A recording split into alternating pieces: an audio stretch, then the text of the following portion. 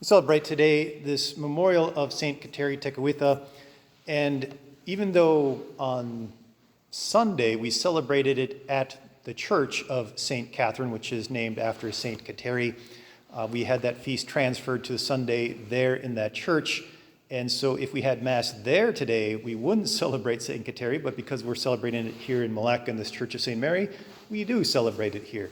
And it is good to celebrate St. Kateri, a great role model, a great saint, a great virgin who dedicated her life to the Lord.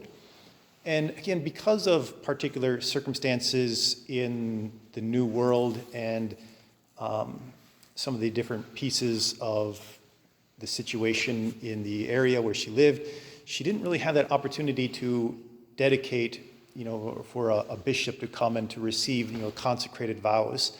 But the church has pretty much always acknowledged her consecration to the Lord, her intention and her vows that she made, even if it wasn't before a bishop, that she is a dedicated virgin, a consecrated virgin for the Lord. And the church has always held up that role of virgins, those who have foregone, having a husband or a wife, those who have given up getting married, so that they can focus more on spiritual things. Where, again, not that there's anything wrong with getting married, and there is a good to dedicate your life to a spouse and to raising children in the faith, and that is good, and that is wonderful. But the church says there is something beautiful about that consecrated role of virgins, of those who forego that to serve the Lord more directly.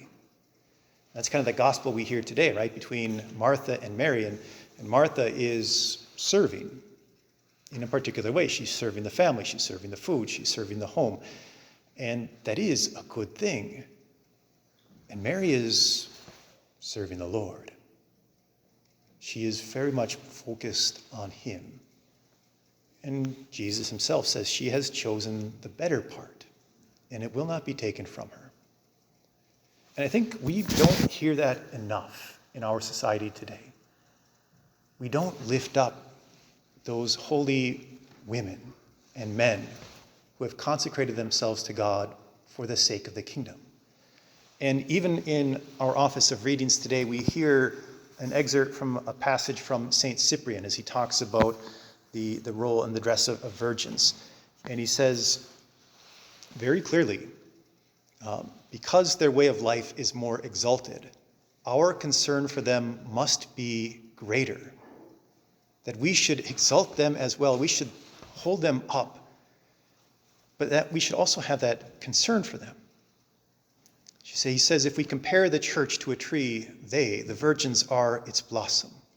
That the virgins show forth the beauty of God's grace. They are the image of God that reflects the holiness of the Lord. They are the more illustrious members of Christ's flock.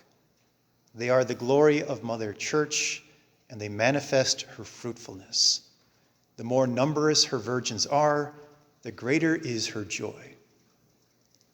And these are strong words. These are important and beautiful words. But we very rarely hear them nowadays. And we very rarely even see sometimes religious sisters or brothers, those who are in that religious life, who are consecrated. And so it is hard to hold up those individuals who have made that commitment to the Lord in that particular way. And yet the church says they are to be acknowledged. And we should have real concern for them, to support them in their ministries, to care for them in supporting them in that way of life, to teach children about that as a beautiful and wonderful option for the church. And to say that the more numerous those consecrated virgins are in the church, the greater is her joy. And when right now where we have a very reduced number of those virgins, there should be cause for concern. To say, maybe, what are we doing wrong? How are we maybe failing to encourage that beautiful gift of oneself to God in the youth? in our families. And so I want to encourage you, all of you, to think about that possibility.